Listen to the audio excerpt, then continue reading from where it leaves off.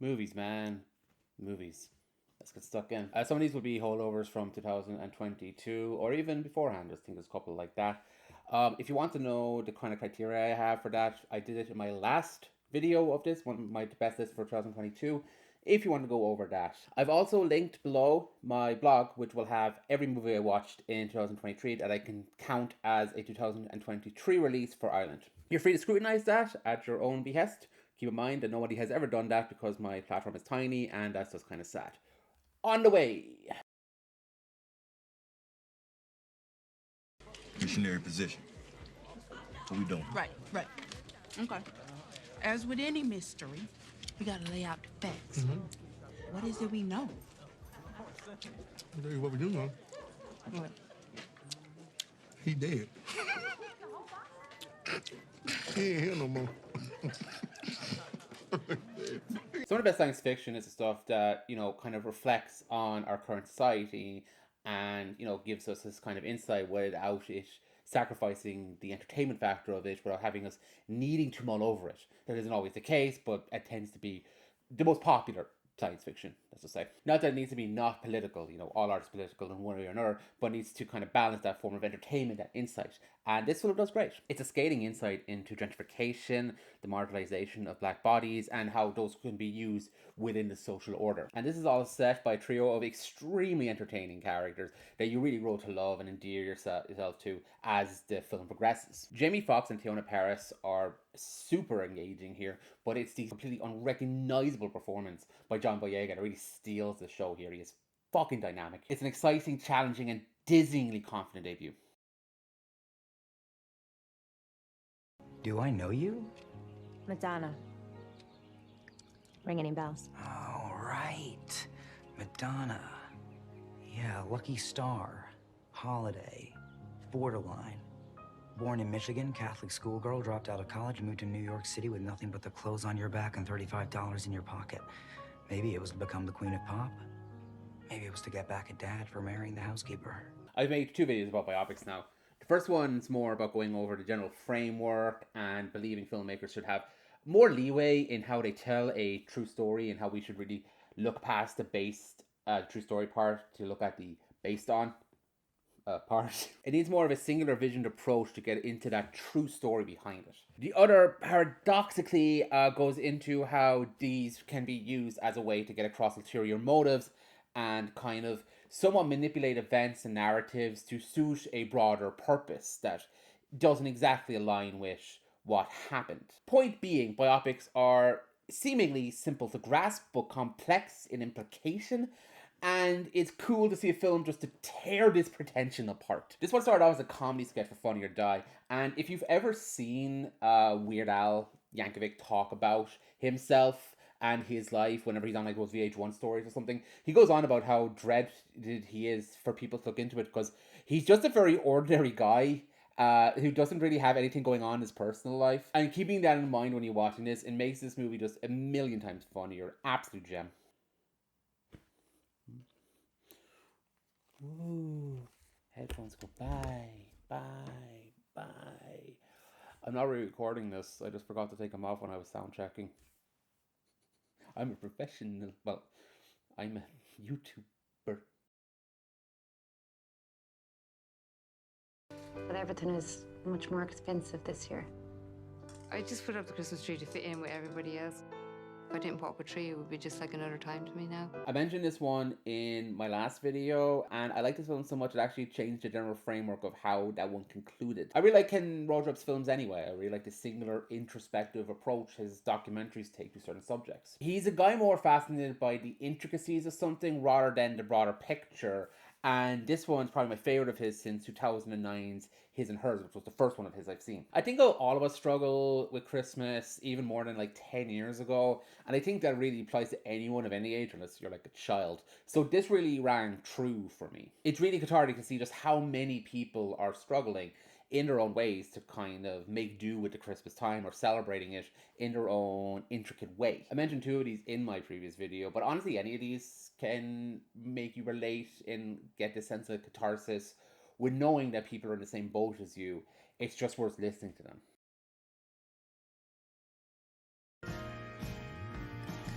いかんね。世間はきな臭くて。気分は平和ですね。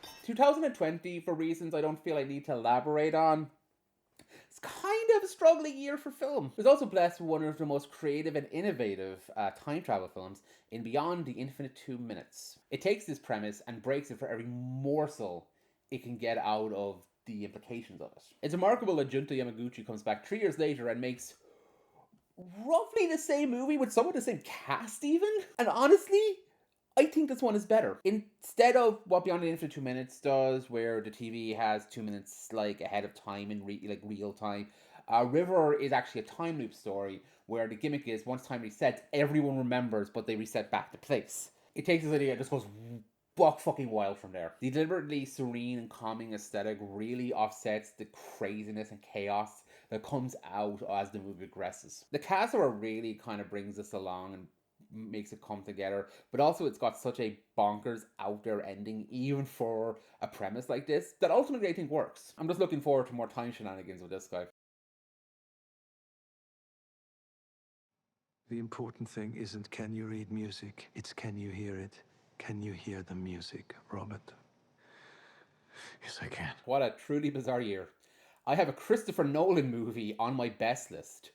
It truly is the end of the world. Movies about if bad people are bad people, they are kind of a dime a dozen, but this one kind of goes a way of making Robert Oppenheimer a kind of torturous figure by showing off that he's just kind of this weird, arrogant guy who tried to prove that he could do something rather than see if he should. Jurassic Park, rah rah rah. Nolan's use of time malarkey comes back here with flash forwards and flashbacks and something like that, but it's used to punctuate the themes of everything going on by looking at the implications of what one man offset onto the world and how he felt about his own place within this general framework. It's 3 hours of mostly dudes talking that just flies by, and it has an ending that has stuck with me like 6 months after I've seen it. More like this, less like Tenet. It's sort of a shrine, almost. A shrine to guys. Lots of guys. They're sexy. It seems post-pandemic, every filmmaker has gone into their reflective period where they've used a movie to look at their life or their career or stuff like that. And it's not shocking that Spielberg has gone into this mix. And he uses this thinly veiled biopic with the serial numbers filed off to more explore his relationship with his parents rather than how he got started as a filmmaker, and how these relationships are more combined than he may have originally realized. A cast with a master doing above and beyond his work. I even really like Seth Rogen here. Punctuates this dreamy step back into the past, where we question what it makes to kind of form a human being from the perspective of somebody that's basically looking back at his own history. It's filled with Spielberg's usual sentimentality, but has enough gravitas and harshness to make it stand out. It's one of the most live films he's done in years. Goldie, is this him? That's a dog in a cat costume. Oh, yeah. Tricky little bugger. How about this one? He's a ginger. Is that a joke? You think this scruffy geriatric bag of bones looks like a legend? Yes, I'm putting the animated funny cat voice above Nolan and Spielberg's outings. Big whoop, want to fight about it? This one got kind of dulled down for me by how much people in animation circles overhyped the shit out of it. But I didn't think I'd ever get this excited and really into a Shrek spin-off movie in 2023. And it just works. The cast are really likable and well balanced despite how many of them are here. The animation is stellar, really hitting that frame rate effect. It tackles themes of morality, anxiety, and wondering your place in the world with a surprising lot of grace and maturity. And has one of the best villains in a Western animated film. What else can I say except I never thought I'd be this fucking excited for Shrek 5. In like a week, actually. Holy shit. Yeah. Are you scared? Like, absolutely terrified. Coming of age movies about this affected young adults are kind of a dime a dozen, and they rarely kind of set my world on fire. I really do appreciate, however, one from a Gen Z perspective. It's not something I have a lot of insight in personally, obviously, but it's definitely one I can get attached to. Kids Are really kind of navigates not only the Arrested Development, it can be in a world that expects you to grow up way faster than you were really ready to, but also because she's biracial, she's able to navigate how that world sees her and reflects her and expects more from her in that kind of perspective. It's not some bland treatise though, as I may have accidentally made it sound like. It's raunchy and transgressive where it wants to be. It holds on strange fights and conversations that really run the gamut of hilarity and emotion. This was a really unexpected gem. I'm glad I discovered it. Everyone went viral. Ain't shit yours. Not instructive.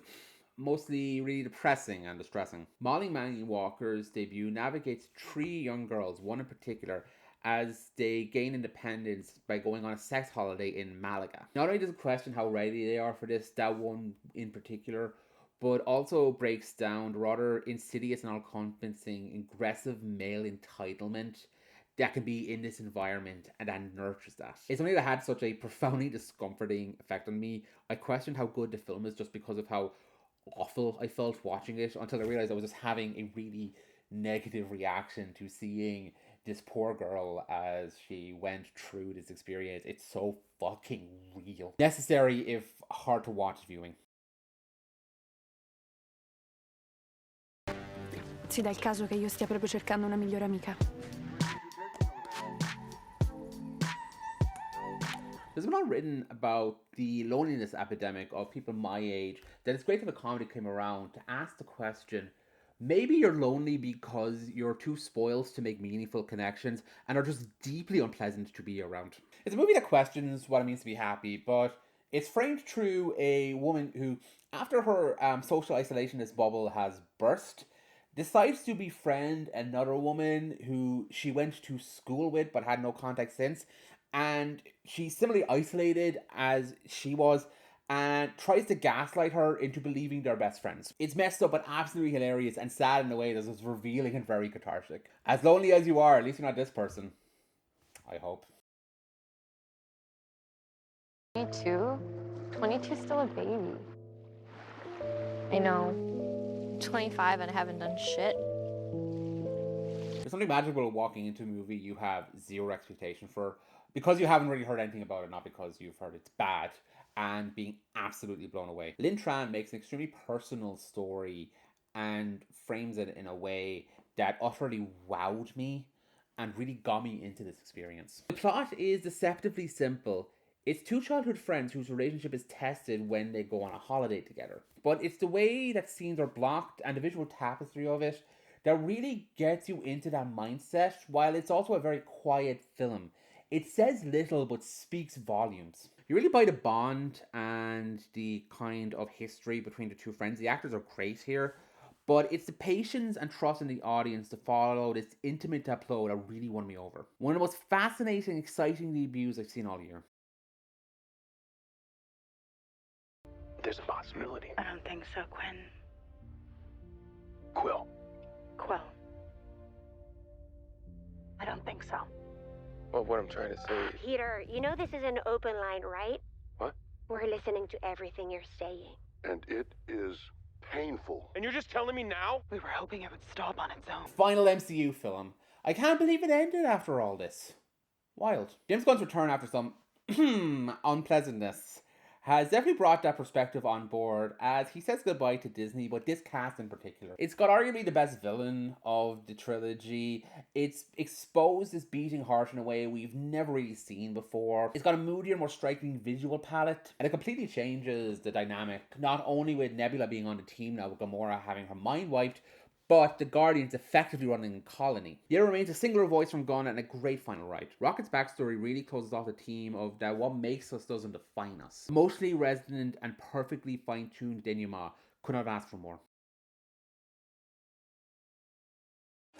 Hey, Brittany! PJ, I am loving all the holes in your pants. Thanks. You look like a little Dutch boy. Thank you. Emma Seligman super impressed me with her debut feature, Shiva Baby.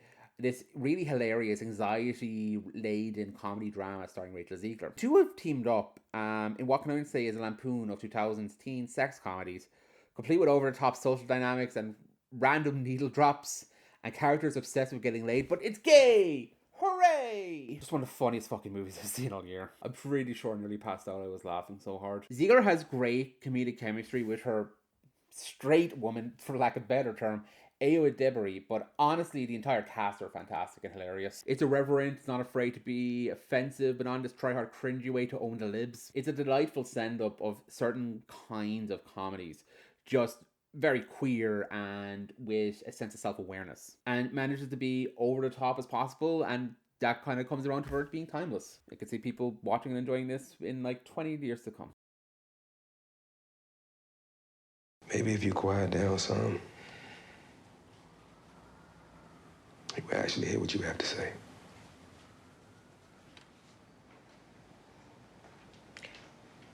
I don't even remember the last time I raised my voice. You do good at it in school.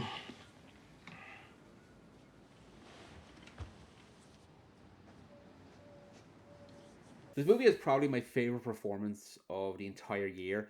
Teyana Taylor is just a revelation as a young impoverished woman who takes her child out of foster care and basically goes on the run from the authorities for about a decade and a half of both their lives. We follow them as we skip certain periods. It's really a bold and uncompromising picture of what it means to be black during this period of time. In particular, its examination of gentrification. But mainly it's looking at this family and where their struggles both lead and define them. It's one of those intimate depictions of a wayward home, not entirely broken, but with the pieces being held together by a thread, and yet still full of love. You really grow to care about these guys when the final act hits. Sensational filmmaking and a career-defining performance, one to look out for.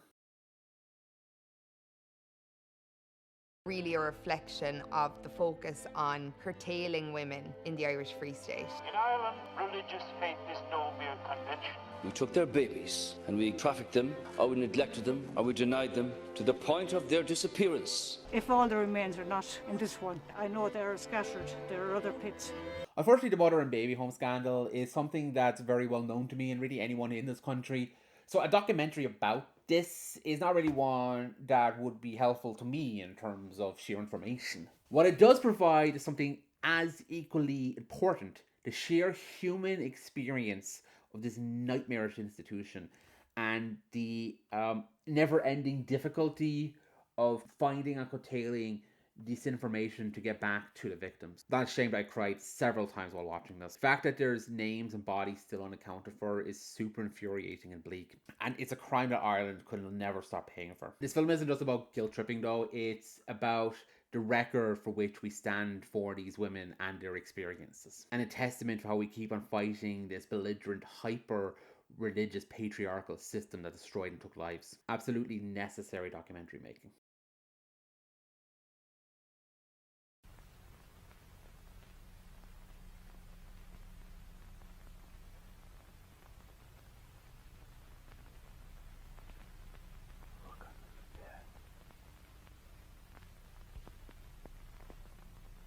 Kaylee.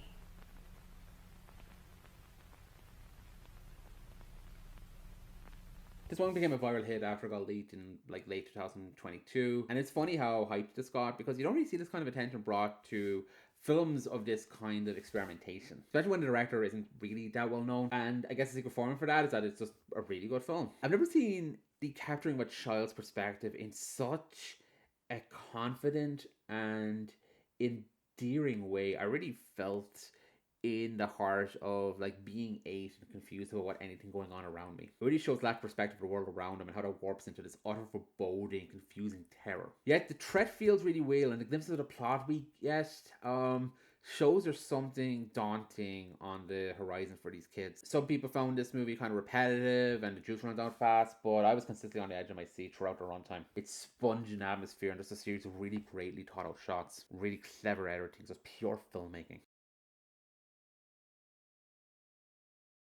I'm sorry to interrupt. I'm sorry, but I don't know. You come here, okay, with maybe your opinion, and you tell me who Samuel was and what we were going through. But what you say is just it is just a little part of the whole situation. Sandra Huller does career best work in this unflinching and instinctively internal courtroom drama that examines how lives are ripped apart to fit the narratives of these true crime incidents. I love that it takes on such an intimate and incisive look as this mother really desperately tries to protect her son from the media frenzy that surrounds this case, especially as it's involving his father and her husband's death. It's insane how broken down and hyper-scrutinized a regular relationship can get with its pratfalls and foibles. And, you know, you could just eviscerate a person who may turn out to be innocent. It has one of the most intense. How the fuck did they do the scenes I've seen all year? It's one of the best crime dramas I've seen in quite a while.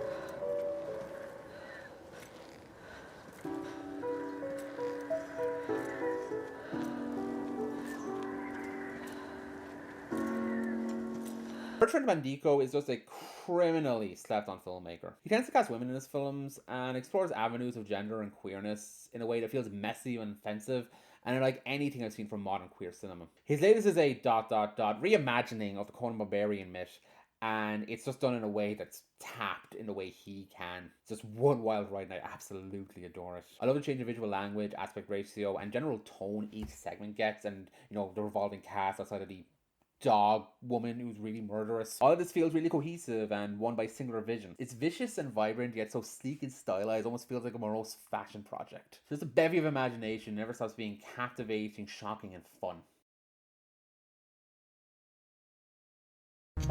Babe, that outfit? 10s across the board. Oh, thank you so much. You know her?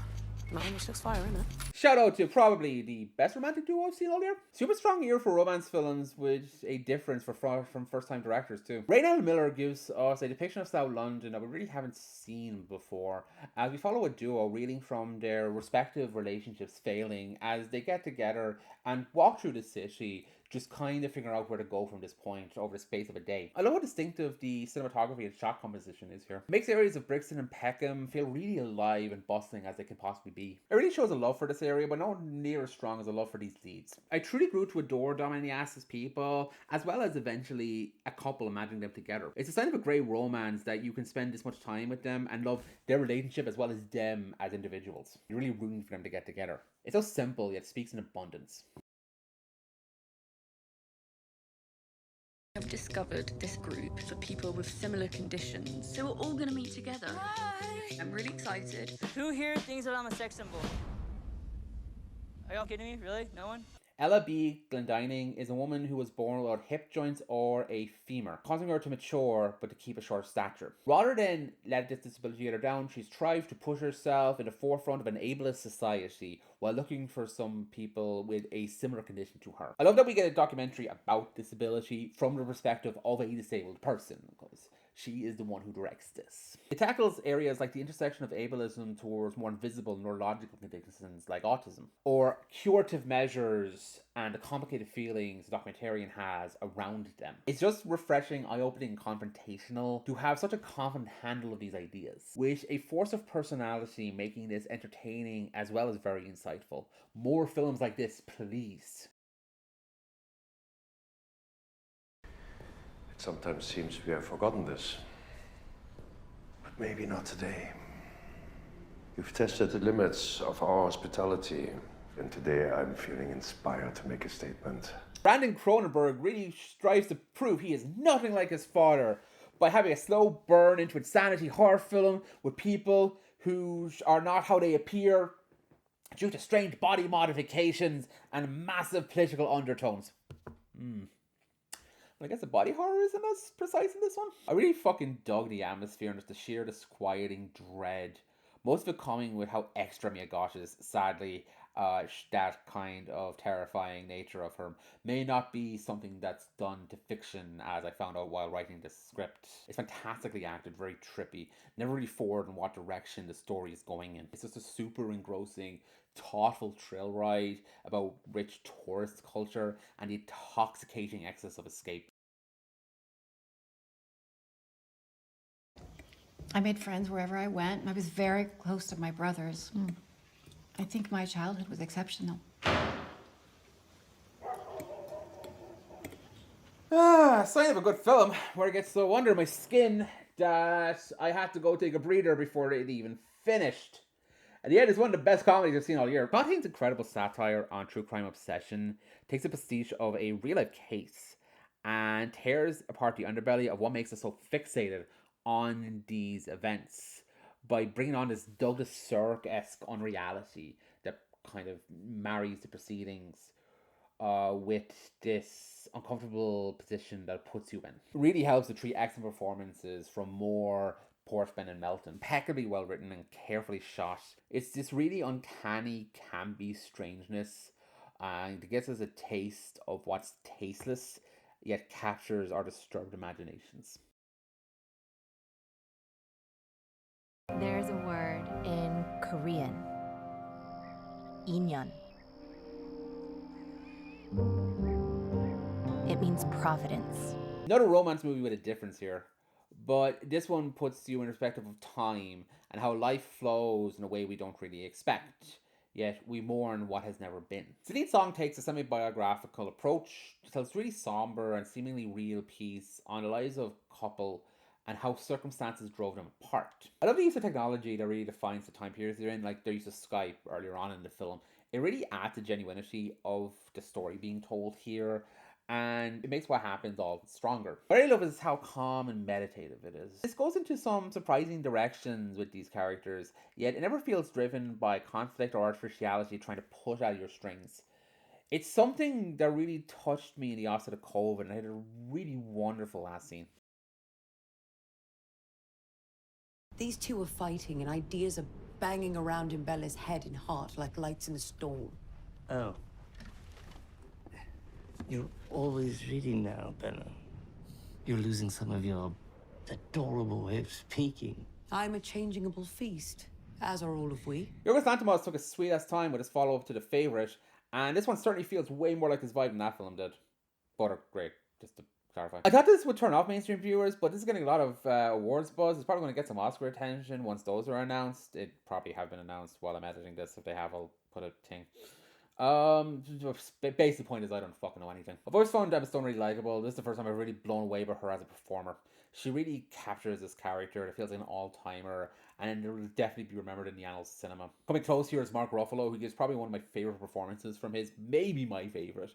He is hysterical here. What's only being these two is the cinematography, aesthetic, and general presentation of everything going on. It feels wacky and so unique. It's got this German expression, this 1920s vibe that I really dug. I love that some of the backgrounds just don't feel real. It really adds to the kind of strangeness that the story is trying to get across. The daring, ponderous, and highly delectable the Lanthimos film, full of personality and one I'm willing to explore again and again and again. Hi, Carrot. It's Mom. I'm just calling to say that I'm so excited to see you tomorrow. Joseph! You're my angel, and I love you. Yeah, when I saw this one, I had very little doubt it was going to be my favorite of the year. A 3-hour film of Joaquin Phoenix having an anxiety attack just displayed in more textual form. Sign me the fuck up for some reason. I love how distinguished yet off-kilter the cast are. We get like key supporting roles from people like Nathan Lane, who plays an odd family man. Patti LuPone is here with a fucking huge show-stealing performance, and she doesn't sing. And we get a big defining speech from Richard Kind. But more than that, it's the dense exploration of what I'm assuming is deep-seated family issues from Ari Aster. Is he okay? And it's done in a manner that's stylish, disconcerting, surprising, extravagantly in your face, and incredibly emotionally honest in a way that is naked and just kind of uncomfortable. It's just been a great year for people who are way too honest with us. And this is the key that leads into one of the best final acts I've seen in a film all year. The best. It's my favorite film of the year. It is the best. Every note hits and every reveal is absorbing. Just a perfect film that's a filmmaker being passionately themselves. This probably won't be Ari Aster's most loved outing, but for now, it's my favorite of his work. I mean, there's only 3, but we'll see how he goes along. And there you have it. May 2024 give you great tidings and better sales.